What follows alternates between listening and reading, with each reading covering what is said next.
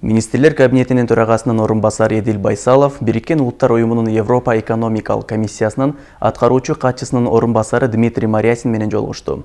Бул тууралуу Министрлер кабинетинин басма сөз кызматы билдирет. Министрлер кабинетинин төрагасынын орун басары Дмитрий Мариясинге өлкөдө жүргүзүлүп жаткан социалдык экономикалык реформалар жана уюмдун туруктуу өнүгүү максаттарын ишке ашыруу боюнча иштер тууралуу маалымат берди.